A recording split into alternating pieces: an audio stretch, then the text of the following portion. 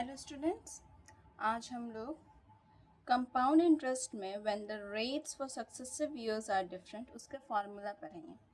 हम लोग पिछले 2 लेसन्स में पढ़ चुके हैं कि कंपाउंड इंटरेस्ट कैसे कैलकुलेट कर सकते हैं with using formula and without using formula, और उसके बाद फिर अगर कंपाउंड इंटरेस्ट ईयरली हो या तो हाफ ईयरली हो उसको हम लोग कैसे कैलकुलेट कर सकते हैं। आज हम लोग पढ़ेंगे when the rates for successive years are different. Successive years क्या होता है? एक के बाद एक। फॉर एग्जाम्पल मान लीजिए फर्स्ट ईयर में उसका रेट 10% है, सेकेंड ईयर में उसका रेट 12% है, तो ऐसे हर एक साल उसका रेट डिफरेंट हो रहा है, इसलिए उसका रेट्स क्या है, डिफरेंट है। तो उसमें हम लोग ये वाले फॉर्मूला को लगाते हैं। देखिए, amount is equals to P, यहाँ प्रिंसिपल हो गया, R1 ये रेट हो गया फर्स्ट ईयर का, R2 ये रेट हो गया सेकेंड ईयर का, R3 ये हो गया रेट थर्ड ईयर का, और ऐसे ही सो ऑन जितना हम लोग का टाइम पीरियड हो, ईयर्स हो, उस हिसाब से। ठीक है, तो चलिए उसका एक एग्जाम्पल करेंगे हम लोग। ये क्वेश्चन मैंने सेलिना कंसाइंस मैथमेटिक्स से लिया है, एक्सरसाइज 2A क्वेश्चन नंबर 6 है। चलिए इस क्वेश्चन को हम लोग पढ़ेंगे। Calculate the amount and the compound interest on rupees 16,000 in 3 years when the rates of the interest for successive years are 10%, 14% and 15% respectively. तो यहाँ पर हम लोग का प्रिंसिपल कितना है? 16,000। चलिए इसको हम लोग सॉल्व करेंगे विथ यूजिंग फॉर्मूला, फिर हम विदाउट यूजिंग फॉर्मूला भी करेंगे। हम लोग दोनों चीज को सॉल्व करके देखेंगे। ठीक है, तो यहाँ हम लोग का प्रिंसिपल हो गया रुपीज 16,000, टाइम पीरियड हम लोग का 3 years है, जिसको हम लोग टी से भी डिनोट कर सकते हैं, वैसे कोई दिक्कत नहीं है। और हम लोग का रेट क्या है? 10% फर्स्ट ईयर में, सेकेंड ईयर में 14% और थर्ड ईयर में 15%। डायरेक्टली इसको हम लोग फॉर्मूला में पुट करते हैं, तो हम लोग का अमाउंट क्या हो जाएगा? ये ध्यान रखिएगा, ये मत समझिएगा कि सिर्फ फॉर्मूला लिखने पर आपको मार्क्स मिलेगा। फॉर्मूला लिखने पर मार्क्स नहीं मिलता, बल्कि उस फॉर्मूला में करेक्ट सब्स्टिट्यूशन पे मार्क्स मिलता है। तो अगर आप फॉर्मूला ना भी लिखे लेकिन उस फॉर्मूला में करेक्टली सब्स्टिट्यूट करें तो आपको उसका मार्क्स मिल जाएगा। लेकिन फिर भी हम फॉर्मूला यहाँ पर लिख दे रहे हैं।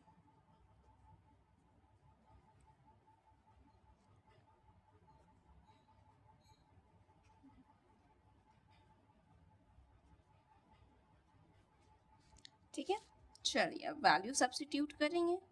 ये rupees 16,000, 1 plus 10 by 100, 1 plus 14 by 100 and 1 plus 15 by 100। ठीक है, चल सॉल्व करते हैं। रुपीज 16,000 को एज इट इज लिख देते हैं। इसको सॉल्व करने के बाद ये हो जाएगा 110 by 100, 114 by 100 और 115 by 100। ठीक, 0 0 कैंसिल आउट कर देते हैं।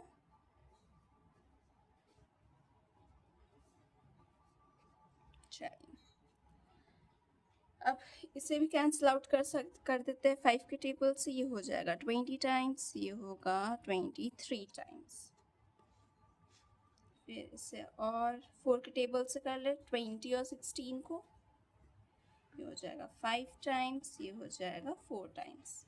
अब मल्टीप्लाई कर देते हैं 4 into 11 into 114 into 23 divided by 5।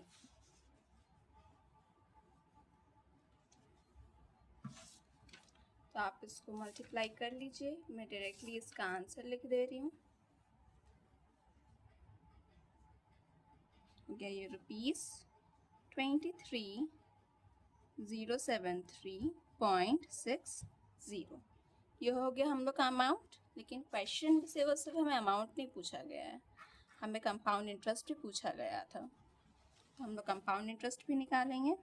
Compound interest का फॉर्मूला आपको पता है, अमाउंट माइनस प्रिंसिपल। अमाउंट हम लोग का क्या है, 23,073.60।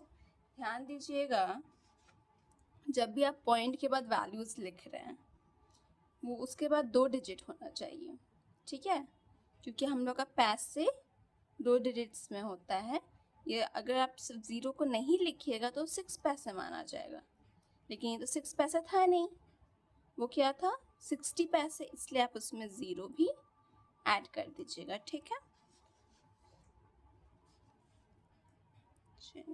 -16,000, इसका आंसर क्या हो जाएगा, ₹7,073.60। ये क्या था, with using formula, using formula. चलिए अब हम लोग विदाउट यूजिंग फार्मूला भी करेंगे। विदाउट यूजिंग फार्मूला में आपको पता है कि हम लोग बार बार पर ईयर कंपाउंड इंटरेस्ट निकालते हैं और फिर हम लोग का अमाउंट और प्रिंसिपल भी उसके साथ चेंज होता है। क्वेश्चन हम लोग देख लेते हैं, सेम क्वेश्चन रहेगा, क्वेश्चन में कोई चेंजेस नहीं। Principal 16,000, time period 3 years, rate 10%, 14% and 15%। तो चलिए ये होगा विदाउट यूजिंग फॉर्मूला। तो फॉर फर्स्ट ईयर, क्योंकि हम लोग हर साल निकालते हैं ना, तो इसमें हम लोग का प्रिंसिपल क्या हो जाएगा, ₹16,000। रेट हम लोग का फर्स्ट ईयर के लिए है 10% और टाइम पीरियड 1 year, क्योंकि हम लोग इसमें पर ईयर कैलकुलेट करते हैं, तो अभी हम लोग का सिर्फ 1 साल के लिए हो रहा है, इसकी वजह से हम लोग का टाइम पीरियड 1 year रहेगा, ठीक है। चलिए फर्स्ट ईयर के लिए कंपाउंड इंटरेस्ट निकालते हैं। उसका सिंपल फॉर्मूला है P × R × T।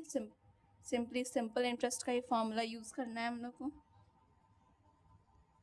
इधर हो गया हम लोग का रेट और इधर हो गया हम लोग का time divided by 100, cancel out कर देते हैं, ये हो गया ₹1600। अब इसका अमाउंट प्रिंसिपल में कंपाउंड इंटरेस्ट ऐड करेंगे, ये हो जाएगा ₹16,000 प्लस ₹1600, जो कि कितना हो गया 006 प्लस 17, ₹17,600। चलिए ये फर्स्ट ईयर का हो गया। अब सेकेंड ईयर के लिए, अब सेकेंड ईयर में जो फर्स्ट ईयर का जो अमाउंट होता है वो यहाँ पे क्या बन जाएगा, उसका प्रिंसिपल बन जाएगा। तो यहाँ पर प्रिंसिपल क्या हो गया 17,600। रेट हम लोग का क्या था 14% और टाइम पीरियड वही 1 year होगा, ठीक है। तो इसका कंपाउंड इंटरेस्ट क्या हो जाएगा, प्रिंसिपल की जगह हम लोग 17,600 लिखेंगे, 14 × 1/100। अब मल्टीप्लाई कर दे इसे, चलिए यहाँ पर रफ में मल्टीप्लाई कर दे रहे हैं, 176 × 14, 4 6 24, 2 is left, 7 4 28, 28 plus 2 30, 0 3, 3 × 1 4 plus 3 7, और ये 1 times it will be same, 4 6 14 2. So here compound interest is 2,464। अब इसका अमाउंट क्या होगा हम लोग का, प्रिंसिपल में कंपाउंड इंटरेस्ट ऐड करेंगे, यहाँ पर इनिशियल प्रिंसिपल यूज़ नहीं करेंगे। सेकेंड ईयर में जो हम लोग का प्रिंसिपल था ₹17,600 उसको यूज़ करेंगे,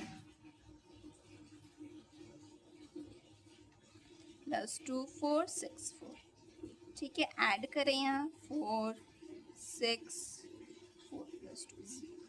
10, 0 लिखेंगे, 1 लेफ्ट हो गया, ये फिर से 0 2 ₹20,064। ये हो गया सेकेंड ईयर के लिए। हम लोग का थर्ड ईयर भी निकालना है। Now for third year, principal हम लोग का कितना हो जाएगा, वो अमाउंट यहाँ प्रिंसिपल बन जाएगा ना, सॉरी 064, रेट हम लोग का यहाँ पर R2 होगा, यहाँ पर R3, 15%, टाइम पीरियड हो गया हम लोग का 1 year.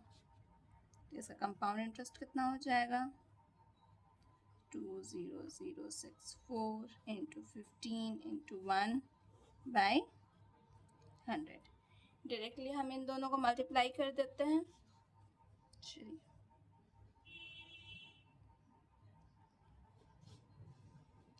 5 4 22 is left, 2 5 30 32 3 0 and over here 10 4 6 0 0 2 0 6 9 0 0 3। तो यहाँ कितना हो गया, 300960, लेकिन डिवाइडेड बाय 100 भी है, डिवाइडेड बाय 100 को मत भूलिएगा ना। तो हम लोग का कंपाउंड इंटरेस्ट कितना हो गया, 3009.60, 60 यानी कि पैसे। ठीक है, ये हम लोग का अमाउंट कितना हो जाएगा, ₹20,064 में ऐड कर देते हैं।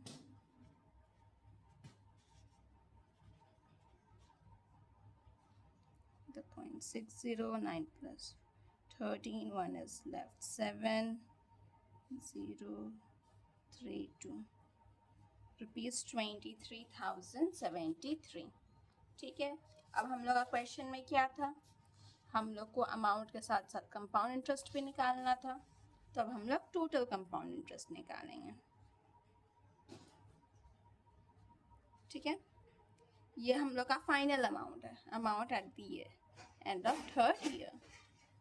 अब हम लोग ये फाइनल अमाउंट को सब्ट्रैक्ट करेंगे इनिशियल प्रिंसिपल से, ये वाले प्रिंसिपल से। ठीक, माइनस ₹16,000, जो कि हम लोग का आंसर कितना हो जाएगा, 0.6037, हम लोग का ₹7,000। वेट अ मिनट, कहीं गलती हुआ है, ओ सॉरी, यहाँ पर 0 भी होगा ना, ₹7,073.60 पैसे, आई मीन 60 पैसे। ठीक है, तो आई गेस आपको समझ में आ गया होगा कि हम लोग, अगर हम लोग का रेट हर ईयर डिफरेंट है तो उसको हम लोग कैसे निकालेंगे। आप दोनों मेथड यूज़ कर सकते हैं, with using formula and without using formula. बस विदाउट यूजिंग फार्मूला में सोल्यूशन थोड़ा लंबा जाएगा, और विथ यूजिंग फार्मूला में आपको छोटा में ही सोल्यूशन बन जाएगा, बट थोड़ा सा कैलकुलेशन है। ये कंपाउंड इंटरेस्ट इजी है, बस आपको कैलकुलेशन थोड़ा ज़्यादा अनोइंग लगेगा, लेकिन आप पेशेंस करके इसको करिएगा, हो जाएगा। तो आज के लिए बस इतना ही। अगर आपको मेरा वीडियो यूज़फुल लगे तो प्लीज़ लाइक और सब्सक्राइब करिएगा, अपने फ्रेंड्स के साथ शेयर करिएगा। Thank you.